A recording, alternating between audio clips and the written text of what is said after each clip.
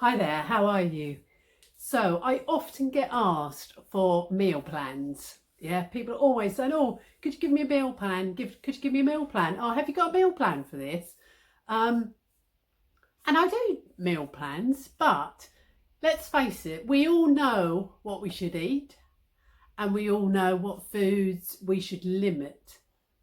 So really, with that in mind, why does anyone need a meal plan?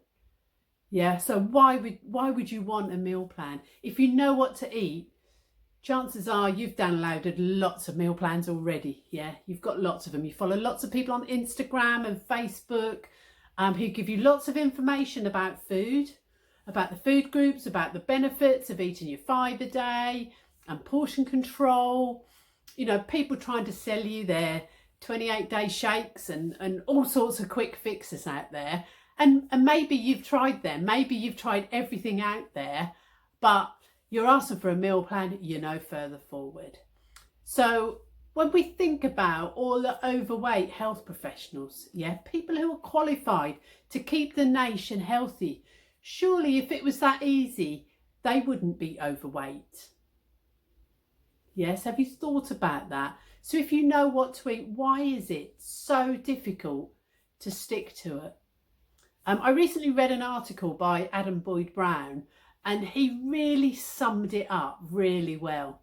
Yeah, so it's not about what you know, it's about what you don't know. Does that make sense? So what you don't know, yes, so these are the things that you're not aware of, is that you're ambivalent or you've got mixed feelings. You know I need to eat better for my health, but I don't want to have to give up chocolate or wine or whatever it is that you go to. Yeah, so you want to be healthier. You know it's good for you to limit some of these things, but there's a part of you that wants to change. But another part saying, "Oh, I'm a bit resistant to the idea of that." And that occurs when your values and your actions are not aligned. Yeah, so you want to do value X, but you're worried about its effect on action Y. So rather than sidestep around these conflicts, you need to face them head on. Yeah. So what worries you about not being able to drink as much alcohol at the weekend? What is it that worries you about that? Yeah, just have a think of that. Are you worried that it's going to impact on your social life? Is there a way you can still stay social while limiting your intake? Do you really need to give up chocolate? What could you do to still make it a moderate part of your diet? Yeah, because that's what it's about. Everything in moderation. It's about a balance. The second thing is maybe you don't know how to manage your emotions in eating. And I often talk about emotional eating because many people comfort eat when they're stressed. You know, you've had a bad day, you leave work late, you're feeling stressed, and the thought of that bar of chocolate, that glass of wine, or, a tub of Ben and Jerry's, whatever it is the only thing that's keeping you going. You feel stress, you eat the whole tub of ice cream, you feel better for a very short period of time, you now feel bad.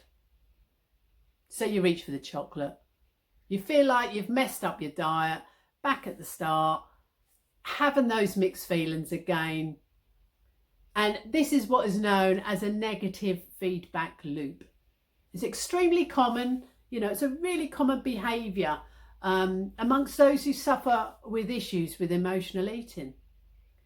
Yeah, the issue is not that you felt stressed or emotional in the first place, it's how you deal with these emotions. So is there a different behaviour that you could display to deal with stress? Yeah, something you could call upon in the future when you are feeling really stressed. Whether it's meditation, a good film, maybe a comedy. Yeah, a great book, a book that you like to come back to, or some music that really puts you in a good mood. Speaking to your family or friends, maybe that will help you to get over it. So the third thing is maybe you don't have the right environment for change.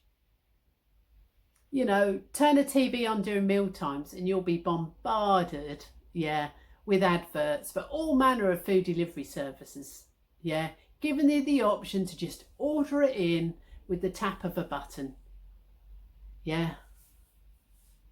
Maybe where you work, maybe you're surrounded by vending machines, sweet treats from Sandra from accounts because it's her birthday, bringing in her cakes. When you head into town and you're passing endless, coffee shops, pouring out all the smells they can with their 300 calorie coffees and 500 calorie muffins. Being able to set our food environment up for success will go a long way towards leaving you with less decisions to make about what you're going to consume. Because when we do that, it just depletes your willpower. It's so hard. We can smell all that lovely food. On average, you make close to 200 food-related decisions every single day. So it's not surprising that you struggle to make sure they're all positive ones. Maybe you're stuck in a binge and restrict pattern. And this is why we look at this flexible eating approach to the whole week. Are you good all week, but then you undo it all at the weekend? And that's fine. That's fine. Our weekends tend to be when we're out of routine, and food and alcohol will play a big part in that. But it's looking at that food as fuel for your body. At the weekends, it's pleasure. And we feel we owe it to ourselves as a reward for getting through another week. But that restriction from Monday to Thursday, to the account for the excesses of Friday, Saturday and Sunday can promote a really unhealthy lifestyle. So what we're trying to do, we're trying to get you so that food is a source of nutrition. It's a measure of time to let you know what day of the week it is. But we want to get away from that. If you're having a takeaway, well, it must be Friday. You're drinking a bottle of wine. Oh, it must be the weekend. So you can see how that works. Oh, enjoying a salad. Definitely, that's a Monday. So just have a think about how this approach makes you feel. Is it something that you're able to manage and still achieve your health and fitness goals? Because that's what it's about. It's about health and fitness. Or are you finding that your actions are constantly derailing your ability to achieve what you really value? There's no right or wrong answer, and certainly no need to feel guilty about it at all. But simply asking the questions and just thinking about the answer, you could go a long way towards understanding what it is you actually don't know. So that's why these 7, when we look at 7 days flexible eating, maybe you do hold some calories back in the week, ready for the weekend, but that's fine.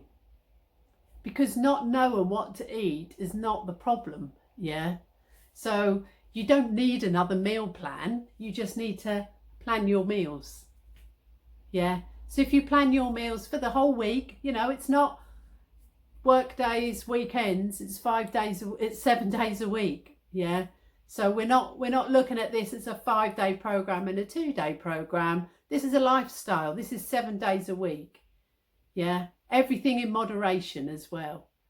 So have a think about how you're doing. Have a think about what changes you can make. And if you need some help, then really do get in contact with me. Okay, speak to you all soon. Bye for now.